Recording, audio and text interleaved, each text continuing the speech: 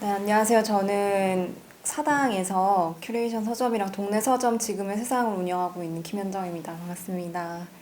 어, 너무 전문가 분들이신데 사실 제가 오늘 여기에 오고 초청을 해주신 게 진짜 소상공인들이 그럼 어떤 삶을 살고 있는지 그리고 나오고 있는 다양한 정책들이 있는데 그것들을 저희는 또 어떻게 체감을 하고 있는지에 대한 이야기를 좀 전달을 해드릴 수 있을 것 같아서 어떻게 보면 현실을 조금 이야기를 해드릴 수 있을 것 같아요. 근데 언제부터 그 자영업자들이 타격을 받기 시작했냐라는 것들을 저도 좀 생각을 많이 해봤었거든요.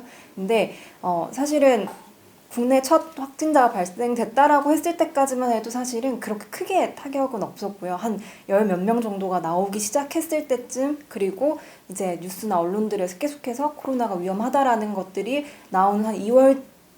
2월쯤 2월 첫째 주 중순쯤이었던 것 같아요. 중순쯤 점점 손님이 떨어지는 게 눈에 보일 정도로 그렇게 떨어졌었고 그래도 안정세에 좀 더 접어들고 있었고 저희는 확진자나 뭐 빨리빨리 대응을 한다라는 거 있어서 한 두째 주 지나고 나서는 계속해서 또다시 원상태로 회복을 하고 있다라는 생각이 들었었어요.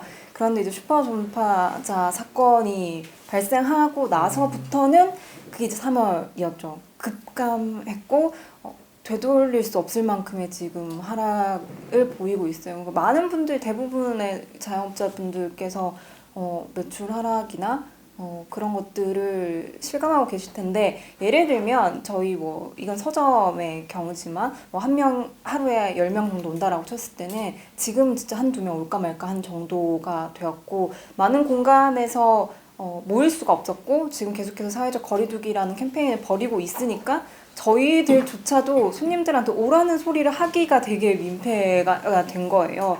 그래서 뭐 오라고 이야기를 잘 못하는 그런 상태인데 저희 사장님들끼리 계속 이야기를 나누었던 것들 왜냐면 손님들이 없으니까 사실 저희 사장님들끼리 계속 만나서 이야기를 하거든요. 이야기를 나누는 것들은 열어도 문제고 안 열어도 문제라는 이야기를 굉장히 많이 하고 있어요. 왜냐하면 열면 문제가 첫 번째 확진자가 왔다 갔다라는 소문이 나기 시작하면 왜냐면 요즘 동선이 다 공개가 되고 그 가게 명들이 상호명들이 다 공개가 되잖아요. 그렇게 되면 그 이미지 타격이 너무나도 세서 회복을 하기가 너무 힘들다라는 이야기가 많았는데 실제로 저희 가게 근처에서도 확진자가 왔다 갔다 하는 소리가 이제 소문이 나고 그 동선이 공개가 되면서 굉장히 타격을 많이 받으셨고 그렇게 접촉을 하게 되면 사실 저희 대표들은 저희부터 자가격리가 들어가야 되는 상황인지라 사실 그렇게 되면 굉장히 여러 가지 손해가 있고 두 번째로는 열어도 매출에 비해서 더 나가는 돈이 더 많아져 버린 거죠. 전기세부터 해서 뭐 알바 쓰시는 분들은 알바 임금도 나가야 되는 것들 그래서 열지 말아야겠다라고 해서 문을 닫으면 이제 수익이 제로가 되는 악순환이 빠지게 되는 거죠.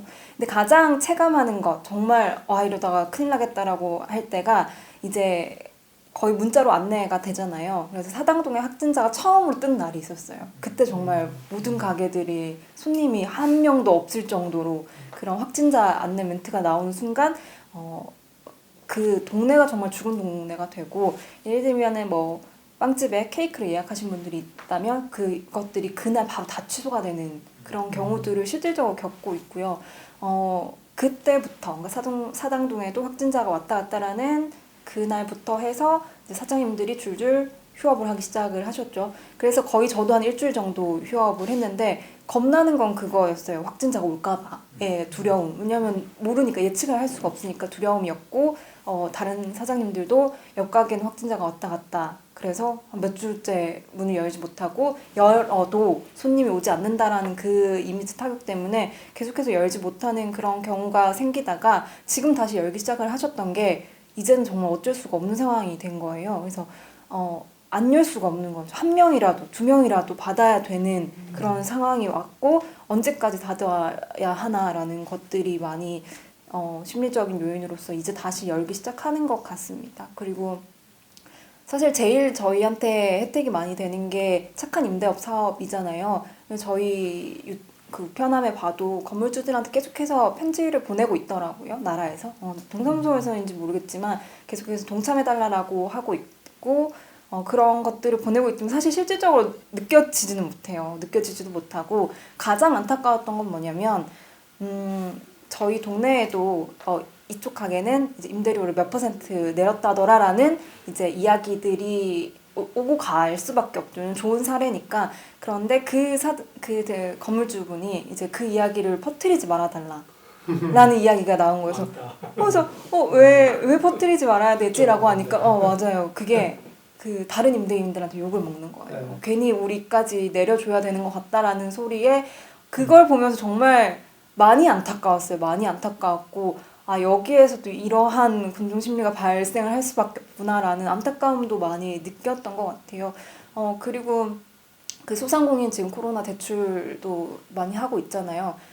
대출이 무슨 의미일까라는 생각을 정말 많이 했어요. 대출이 무슨 의미일까라는 생각을 많이 했지만 대출할 수밖에 없는 상황이더라고요. 그러니까 계속해서 장기적으로 장기화되고 있고 침체가 되고 있고 손님들은 오지 못하고 있고 사회적 거리 운동을 하는데 그 다음 주 지나면 강력한 사회적 거리두기라는 더 강력한 것들이 오기 시작하면서 수익은 계속 0이 되니까 대출을 받을 수밖에 없는 상황까지 왔는데 저희들이 제일 불안한 건 대출을 했다고 해서 뭔가 밝은 미래가 있으면 원금을 받고 이자를 갚을 수 있는 생각을 하잖아요. 그런데 그게 아니라는 두려움들이 저희는 너무 많은 거죠. 그래서 이게 장기화 될 것 같은데 대출을 해봤자 빚만 늘어난다라는 생각이랑 현실들이 계속해서 오고 있는 거죠. 그런 압박감들이 되게 많은 것 같아요. 사장님들도 그렇고 저도 그렇고. 그리고 뭐 실질적으로 가보면 소상공인진흥원에 가서 저희가 서류를 떼야 되잖아요. 지금 줄이 어마어마해요. 줄이 어마어마하고 저의 차례를 기다리는 것도 너무 오래 걸리고 이제 받아보신 분들 뭐 한두 달 더 걸리지 않을까. 왜냐면 몰려서 2달 걸리지 않을까인데 지금은 뭐 패스트트랙이라 해서 빨리빨리 받을 수 있는 그런 대출도 나왔지만 사실 그게 저희한테 무의미해요. 1,000만 원이잖아요. 무의미하지 않나라는 생각이 참 많이 드는 지금 상황인 것 같습니다. 그래서 저희들 입장에서는 사실 뭐 경제 정책들이 막 나오고 있지만 이런 경제 위기 속에서 저희도 믿을 사람들 전문가밖에 없거든요. 사실은 정말 저희 시민들은 전문가밖에 없는데 이 전문가들이 더욱더 머리를 맞대고 왜냐면 전문가들 또한 오류가 날 수 있는 사람이잖아요. 그래서 머리를 맞대고 그렇게 공유하고 더 나은 정책들을 만들어 줬으면 좋겠다라는 희망은 있지만 사실은 저희 사장님들끼리는 나라 일은 너무 느리다라는 거죠. 왜냐면 너무 느리잖아요. 막 통과해야 되고라는 그런 너무나 첩정산중의 일들이 많아서 사실은 저희 사장님들끼리 머리를 맞대고 있어요. 그러니까 우리 가게들을 어떻게 살릴 것인가. 그러니까 지금 당장은 아까 소장님 얘기해줬던 것처럼 생존이 목적이죠. 어떻게 버틸까를 고민을 하고 있고요. 버틸까 다음을 더 고민을 하고 있어요. 사실 젊은 사장들은. 왜냐하면 장기화 될 거고. 그런데 이게 만약에 언젠가는 종료가 될 건데 이렇게 사람들의 소비 심리가 주춤하는 게 습관이 되어 버린다면 우리는 또 이 동네를 어떻게 살릴 것인가에 대한 이야기들을 저희끼리는 많이 하고 있는데 그게 조금 더 많은 사람들이랑 나눌 수밖에 없지 않나라는 그런 생각들만 하고 있습니다. 그래서 자영업자들이 사실 월세가 가장 주된 이유인데 사실 사장님들끼리 저희도 그런 얘기 했어요. 막아야 되지 않니? 아예 명령을 내려야 되지 않나. 월세를 못 받게. 왜냐면 저희는 정말 0인데 어떻게 해야 되나라는 그런 정말 말도 안 되는 저희들끼리도 이야기 되게 많이 나누고 있지만 어떻게 해야 되나라는 고민도 진짜 많이 하고 있고요.